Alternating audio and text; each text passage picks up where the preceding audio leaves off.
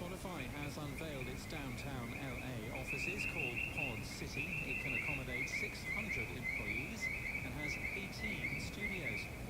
We reported yesterday the podcast hosting company eCast had pulled all lifetime accounts. With just 2 weeks' notice, the company has now changed its mind, calling the decision misguided, irresponsible and a mistake. It's also refunding customers if they bought a new plan. And last month, Spreaker also prematurely closed a 10-year promotion for free hosting. It had offered that with iHeart in July 2013. Another day, another podcast deal for SiriusXM, which has signed with YMH Studios, the podcast network hosted by Tom Segura and Christina P. The multi-year agreement integrates the YMH Studios staff into Stitcher, where they'll continue to operate Your Mum's House and the rest of the network's slate. Pacific Content has published its second part of podcast predictions for 2022. I, again, predict that Apple Podcasts will launch an Android app. They can't be that stupid not to do that next year. But I did lose a bet with Adam Curry that they'd do that this year, and I had to pay him the 100,000 sat bet to Adam today. In the UK, the BBC has claimed 558 million plays of podcasts and on-demand radio programmes on BBC Sounds in 2021. That's a figure that doesn't include non-UK listening nor any listening on podcast apps. It also reports that BBC Sounds say they've seen a nearly 25% increase in podcast listening. In Australia, the ABC has published its top 10 podcasts of 2021. The Signal is third in the list. It was axed by the corporation in November, though, and has just ended. A new version of software for the Shure MV7, the Shure Plus Motive Desktop, is now available. Version 1.2.1 now natively supports Apple Silicon Macs. And talking of which, all Rogue Amiga apps now have full Monterey support, they say. We use Audio Hijack, Loopback, and SoundSource.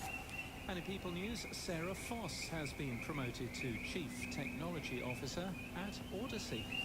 And in podcast news, You're Wrong About was recorded in unusual conditions for its latest episode. Everyone was in the same room. No, for real. It also features a look at the Amityville Horror in their book club and why it's a Christmas story. From the UK, the Autumn Movie podcast looks at cars on film. The latest episode, number 47, talks about Hammond's Workshop and Ghostbusters before reviewing Drive and Overdrive. The Offcuts Drawer is a podcast about writers and writing and the bits that they never finished. Actors perform them, and the writer tells host Laura Shavin the stories behind them. And Verbal Diorama is the podcast on the history and legacy of movies you know and movies you don't. The latest episode, number 130, is all about Thor Ragnarok, a movie that was partially filmed in Pod News' hometown of Brisbane in Australia, doubling up as Manhattan rather implausibly, with yellow taxis and steam billowing out of the ground. This podcast is brought to you by Memberful. Memberful seamlessly integrates with the tools you already use like WordPress, MailChimp, Discord, and lots more, and lets you create members-only podcasts using your existing podcast hosting, so you can start earning more revenue with your current publishing workflow. You can get started for free. There's no credit card required. Find out more at memberful.com. That's memberful.com. And that's the latest from our daily newsletter at podnews.net.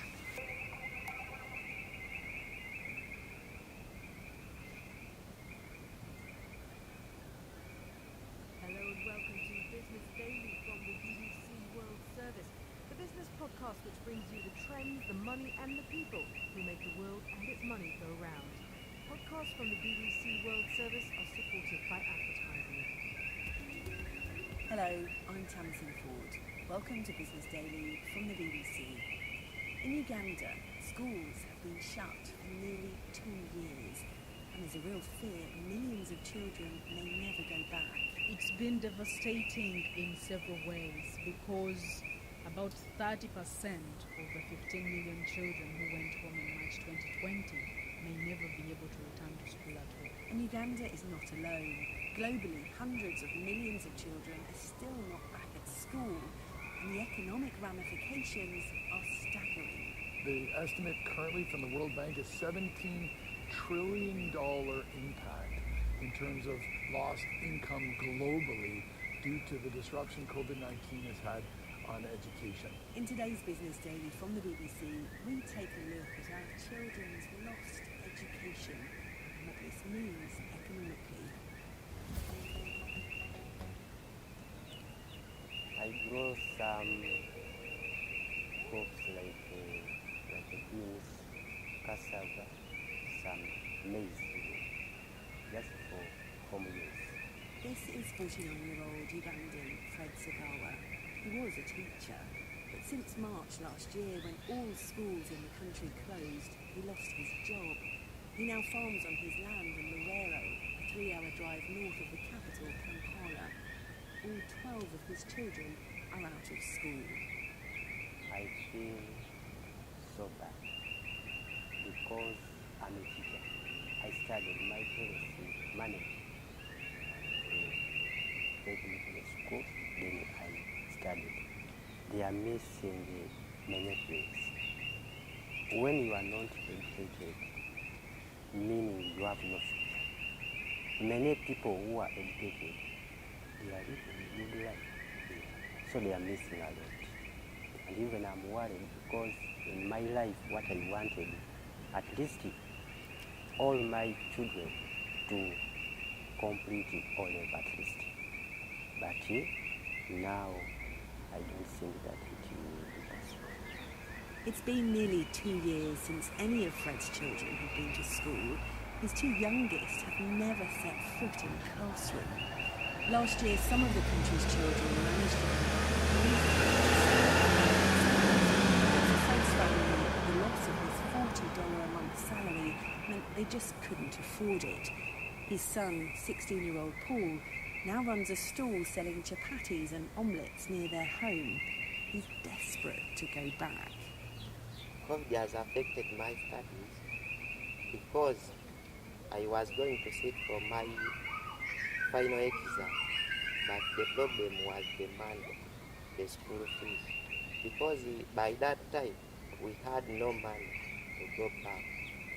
Last month, universities in Uganda reopened, but schools still remain closed. I asked the BBC's correspondent, Patience Atuhere, in Kampala, what the last 2 years have been like. It's been devastating in several ways because there is a high chance that so many will not be able to return to school because thousands of girls, for instance, have got pregnant during this period.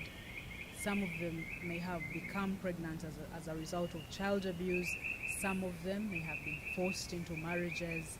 Some of them may have just gotten married as a result of their circumstances because schools provide a safe haven for girls, especially in rural areas where communities might marry them off to earn some income from bride price one way or the other.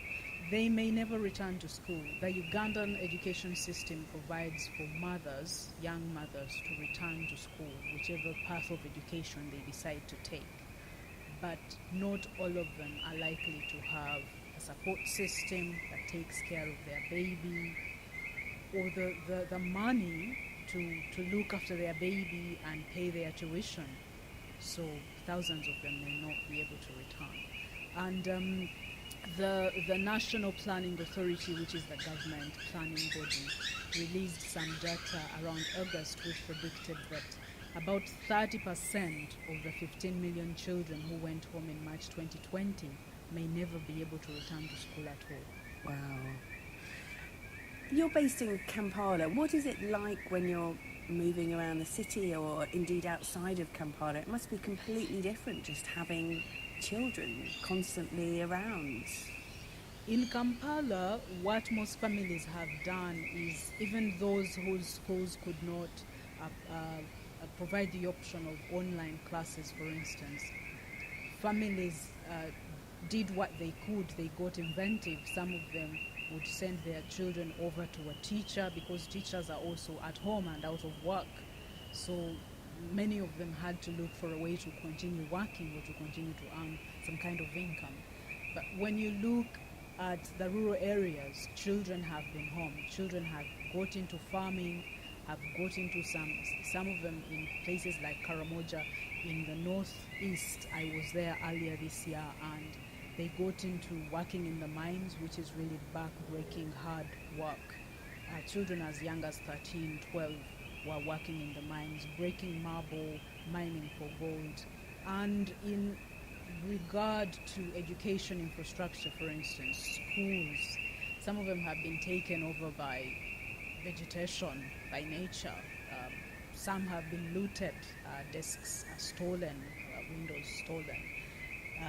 You do see some pictures in the local media from some of the far-flung areas where schools have been taken over by anthills. So it's a very devastating picture when you look around, and it's going to take the country, I think, quite a long time to recover from that kind of state. To bring, first of all, it's, I think, going to be impossible to bring all children back to school. Refurbishing the infrastructure is going to take a lot of money and a lot of effort, and probably quite a lot of time. So as well as these issues of child labour, forced marriage, pregnancy, girls being at such a disadvantage, there's also a fear that it will increase the inequality. Those that can afford a private tutor may be able to carry on with their education, but those that cannot won't. Yes, it definitely will. As a matter of example, my own daughter was about to complete kindergarten when schools first closed. She was able to complete kindergarten, join primary school, complete a year of primary school, and she's now in second grade. So if you compare her with a 6-year-old in a village who's never stepped in school since March 2020, the disadvantage is really, really huge on families with lesser means, families with less privilege, because those who could afford have kept their children in school whichever way they could. They've ensured that their children got whatever education they could manage. The ones that are poor, whether urban poor or in rural areas, the ones in rural areas are at a huge, huge disadvantage because there's no electricity in some places, or even access to a TV where a child might watch a lesson. So those are at a bigger disadvantage. In urban areas, of course, also there are families who have not been able to afford any kind of way to keep their children in school. So yes, there's going to be huge amounts of inequality in the Ugandan population generally, because the number of people who've been able to use these solutions that were available, if you look at the Ugandan population generally, would be really a handful. And what's it like for you as a parent, knowing that your child isn't getting that level of education, and not just the education, all the social benefits that children get from being with each other at school? It's been very stressful. My child's school had a way of trying to bring the children in every once in a while for them to get together safely, of course, keeping all coronavirus prevention measures in place. And I remember one time taking her to school, and on her way back, she cried the whole way home because she'd been missing her friends. And I'd imagine most other 6-year-olds would have been going through the same stress.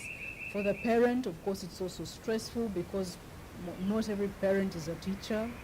Not every parent has enough education to be able to help or assist their child or children at home in their lessons.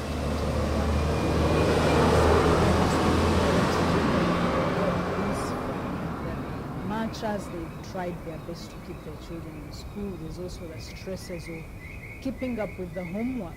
Not every parent is able to have the time to look at the work every single day, because if the child is learning from home, you sort of become a co-teacher. And most parents have been working from home, so balancing working from home and assisting children with their work has also been quite difficult, to be honest. But then when you look at the other side of it, you see that it's quite a privilege to even be able to afford that, when you look at the numbers of people whose children have not had any chance at education for the last 2 years. The BBC's Patience Atihere in Kampala. Coronavirus brought education systems across the world to a halt. At its height, more than 90% of the globally enrolled student body were not in school. That That's more than 1.6 billion learners. And at the end of last week, UNICEF estimated that 650 million children are still not in school. Robert Jenkins, the Director of Education and Adolescent Development at UNICEF, says the economic impact of this is staggering. Overall, globally, it's estimated that, and this is a crazy figure, but the estimate currently from the World Bank is $17 trillion in terms of lost income globally due to the disruption COVID-19 has had on education. That's about $25,000 for each individual over their lifetime, or represents about five-fold the current gross domestic product of sub-Saharan Africa, for example. So the numbers are just staggering from a global perspective, but really down to an individual's perspective. If you already were marginalized, prolonged school closures, the economy in your community has been affected, you're now, many children are now joining the labor force far too early in order to meet their basic minimum needs. And we know out of those children that have missed out on so much education, it's often girls who fare the worst. It is. And we saw that previously with the Ebola crisis, with prolonged school closures in West Africa.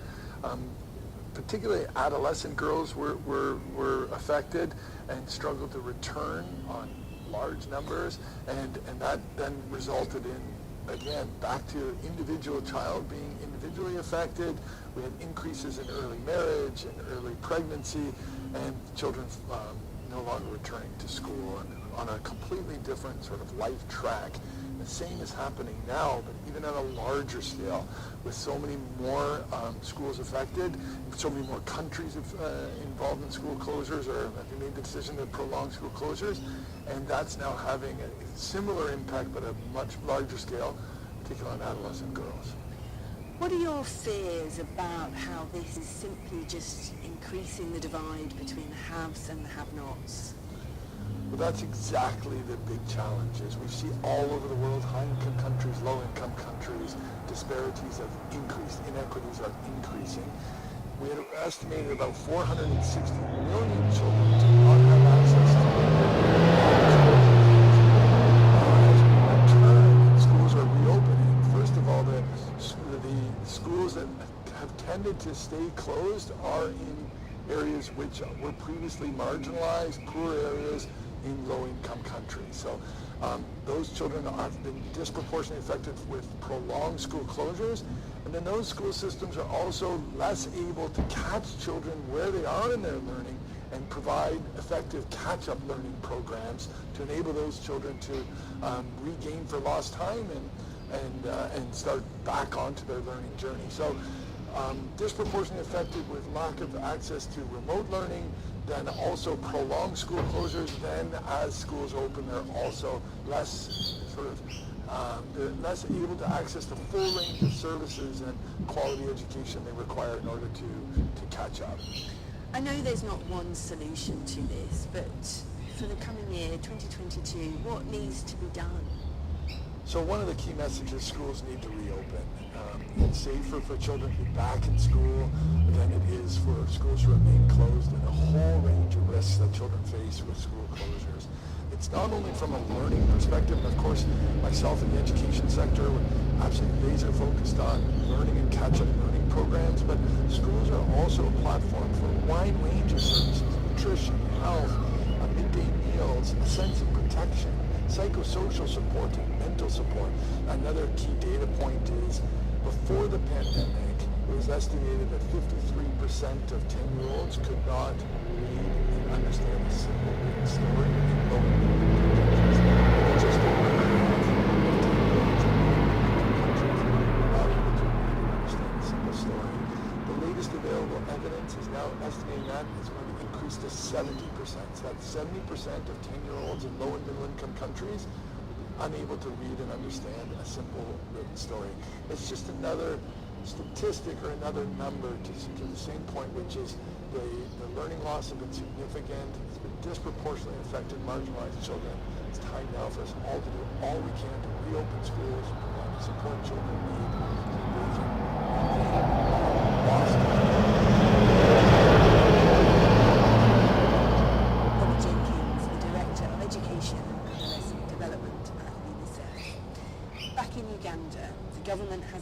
schools will reopen January the 10th. But with the Omicron variant circulating, there's a real fear this may be postponed again.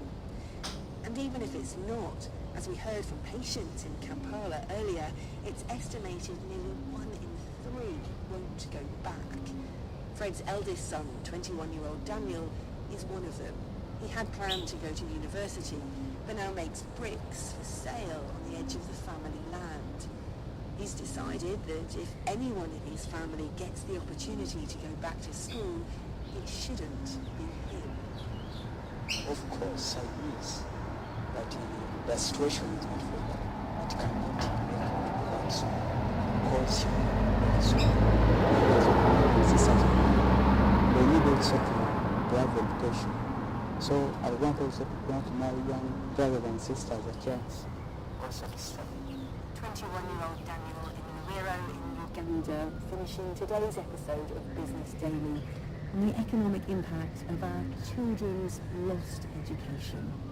I'm Tamsin Ford, and this programme was produced by Vicky Broadbent.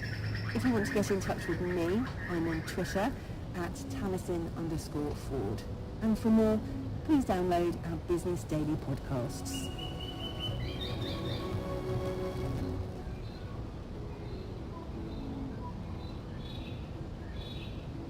À l'heure où de profondes transformations, notamment digitales, s'opèrent dans nos sociétés, une nouvelle opportunité s'offre à nous. Comment combler l'écart entre les genres dans l'accès au numérique, dans l'accès aux compétences digitales et à l'apprentissage en ligne?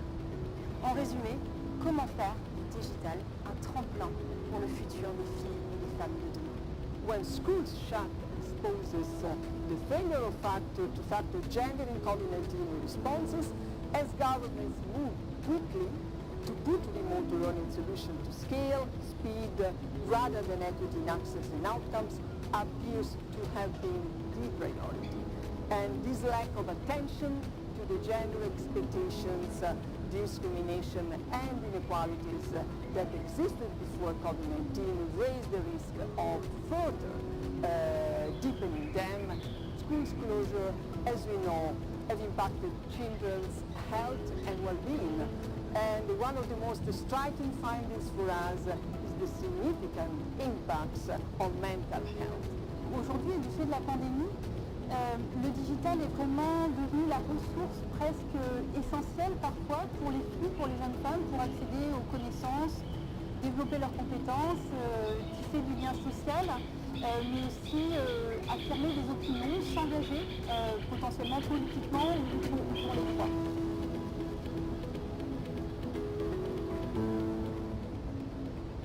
In countries with data, adolescent girls were less likely than boys to have used the internet in the past 12-15 months. And fewer of them owned a mobile phone. The digital divide is as real as it can be. I would appeal like organization people and to learn are evenly distributed. This is especially for slum schools where parents struggle to afford basic needs and laptops, internet access are luxuries. We too need those skills to compete globally. Il est absolument important que nous nous concentrions sur les aspects purement techniques, technologiques et notamment l'accès aux ressources, à savoir les appareils, l'accès à la connexion, l'accès au contenu. C'est aussi un vrai problème si je parle à partir de la perspective africaine.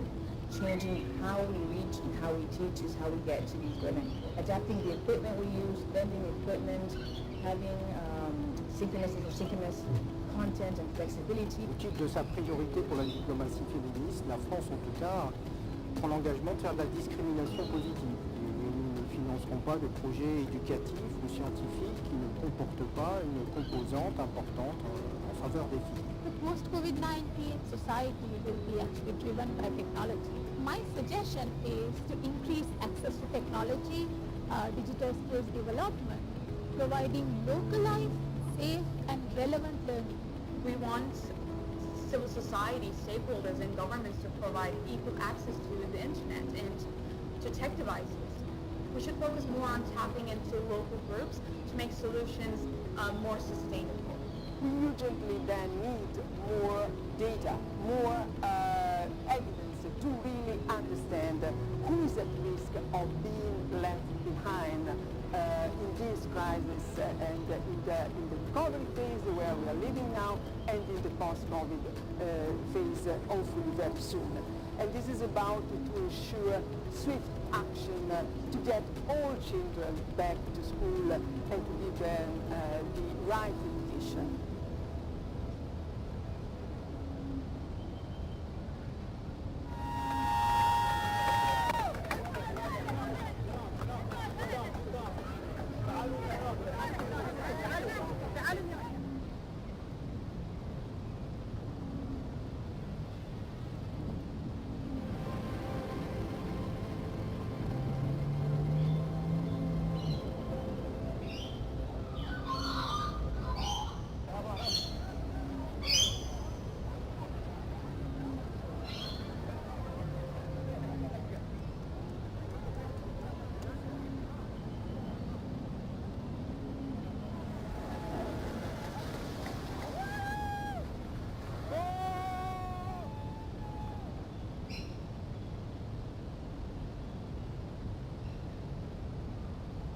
Another patient in another stretcher in another makeshift tent.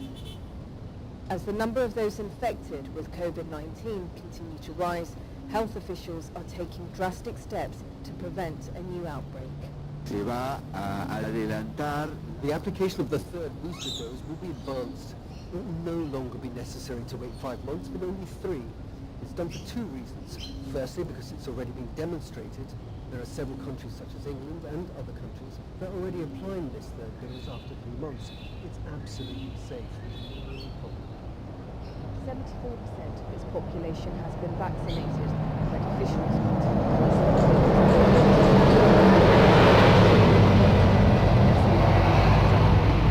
Now they say I'll no longer be able to drink my beer or dance or anything like that. More than 200,000 people have died here. Government is desperate to prevent more deaths, but not everyone is convinced the new measures will work. It depends on the people, how responsible they are with their health and the environment, with all the people actually. Because the law is made, people do not listen to the law, and even if they say there is a curfew before 11 at night, many people may meet. The Peruvian government is reducing public capacity in shopping centres from 80 to 60%, staging another holiday ruined by a pandemic that many hoped would be over by now. Humera Chaudhry, Al Jazeera. So here we do brooding of chicks, 1 day to 6 weeks. For farmers who are not able to raise chicken beyond that critical period of 30 to 42 days. This facility can accommodate up to a maximum of 5,000 chicks daily up to 6 weeks. And these chicks that you see here are just almost 2 weeks old. And the floor of this place at Ujeka is something like sawdust. We're just having the pure droppings on the floor.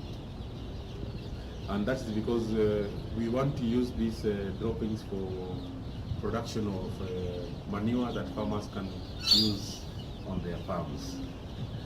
And then these are improved indigenous chicks. We do not hatch them from here. We get them from hatcheries around the country. Like these ones are coming from Eldoret, Kukuchik. We also have other hatcheries that supply us with chicks, like Calro, Naivasha. We have Western Seed that do premium chicks. We have Ken Chick that do Kenro. So basically this is what we do here, brooding. This is the genesis of all the business that up to a maximum of 5,000 day-old chicks up to 6 weeks.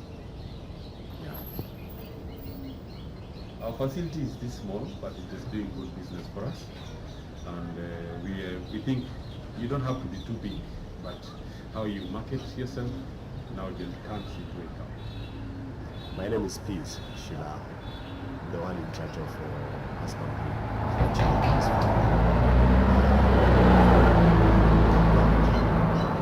Management of chicken on this farm.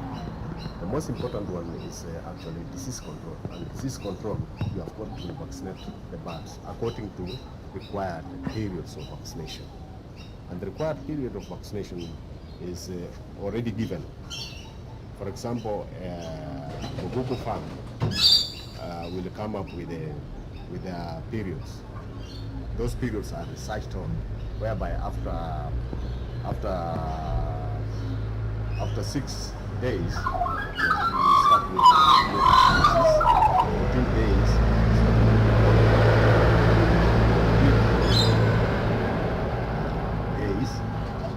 Continue up to the age of 3 weeks, whereby you vaccinate against fall typhoid, give a variance of 1 week, and vaccinate against fall pox.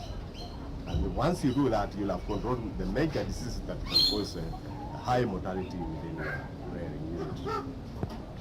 This other normal lighting produces a lot of light, so it's likely to blind chicken. At this age, the eyes are still vulnerable, they're still developing, and when you expose them to direct white light, then it affects them. Like the normal 100 bulb lights that produce heat, and they are so close like this, they blind the chicken. So after some time, you start realizing this chicken cannot see where they're going to. So we use red because red is a friendly color to the eyes of the chicks. Yes. We have restricted the amount of air, amount of the birds that come in, so that we can be able to use energy efficiently, and we can also monitor diseases and control the diseases efficiently. Yeah, that's why we have this type. These birds cannot stay here beyond 6 weeks. If they go beyond 6 weeks, then you start having mortality because the space cannot accommodate. So this is basically for breeding, not for raising mature birds.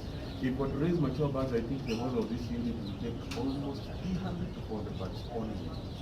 Then it can be used like that. But if we look at the ventilation, it does not allow for raising mature birds.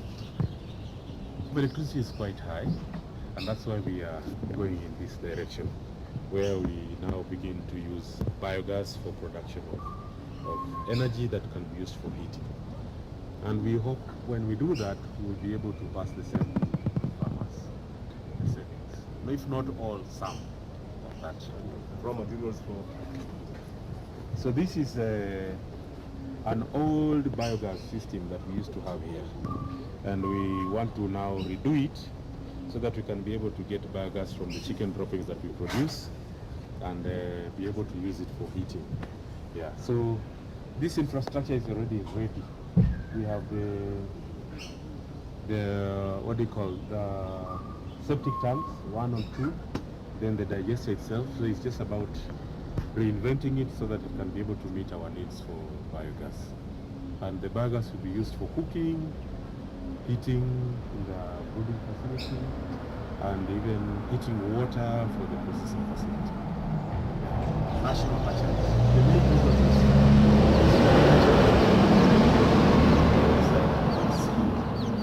Like Marex, it's very expensive. For a hatchery that's doing 100 birds, it just beats the cost of vaccinating. And because we want to ensure that the birds we release are properly vaccinated to be able to go the full cycle until they get to the table or get to laying stage and harvest eggs, we have to get chicks that are properly vaccinated. So that is literally just move it. So dry, there's no wetness. So this kind of dropping. In fact, last year we sold 8 tons of these. 8 tons of these droppings to people who are producing biogas and others who are using it for just. So we are hoping to partner with with CSAM or Egerton University for the purpose of developing probiotics that will cover basically all the bacterial infections that affect chicken. Because there was a research done that most of the chicken we get at our supermarkets are laced with antibiotics. So it is one of those things that really affects or cancer causes. So we are looking forward to partnering with CSAM and Egerton to develop probiotics. And we are going to use milk or fermented wimbi so that we create traction for other agricultural products, so that we are not producing milk just for human consumption, but you can produce milk in mass and bought in mass for production of probiotics. You produce soda in mass and so it is something we are really busy and doing. Chicks on the top.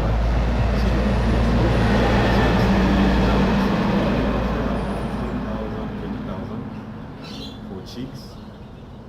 Mature birds, we are still building the market, but some months we can sell up to 500, 800 birds for mature birds.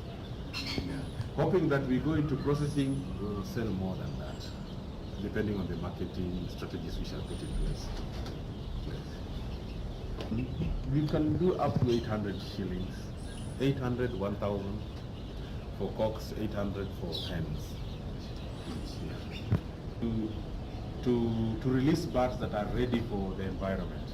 So we can start at 2 weeks for farmers who can do 2 weeks. We can now go to 3 weeks. We don't sell 1 week because they have just come into the breeding facility and maybe there is bacteria in the brooder. And the time diseases take to manifest will be 3 to 7 days. So if we give you 7 days old chick and you start experiencing bacteria, how do you handle it? So we don't sell 1 week. We only sell 14 days, 21 days, 30 days, and then 5 weeks and 6 weeks. Nyama and can be used for eggs. So we have cocks that will give us nyama, and we have hens that will give us nyama or eggs. Yeah, they mature quite very fast. Like the bird you see below here, the cock down here, is just 4 months. It's 4 months old, and it's an improved indigenous bird. Yeah, so hatcheries, and because we buy in bulk, we could be given some discounts. But a day-old chick is usually 100 shillings with the hatcheries across the country.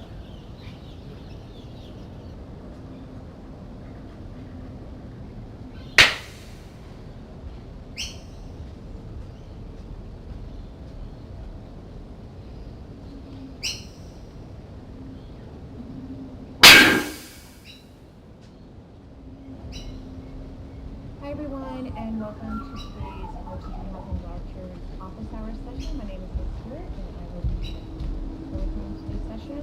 We're going to go ahead and get started covering some logistics real quick. This session is being recorded, and the recording will be shared on the HB website.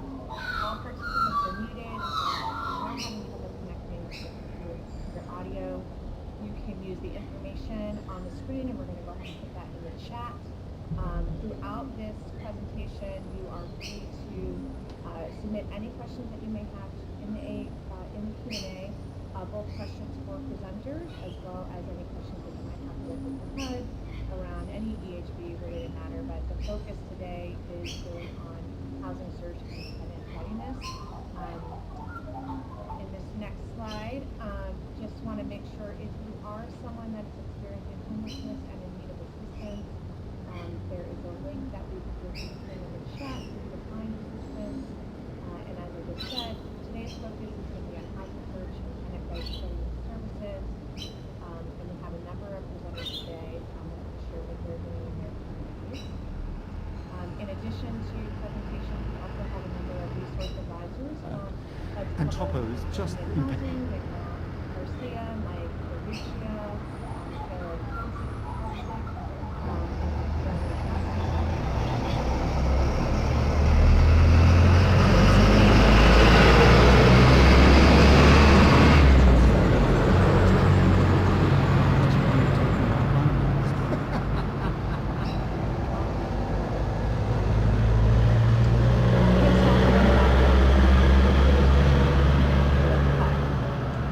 Agenda for today is we're going to do a quick high-level review of the EHB housing search requirements, and then we're going to hear directly from all of the communities that are presenting today.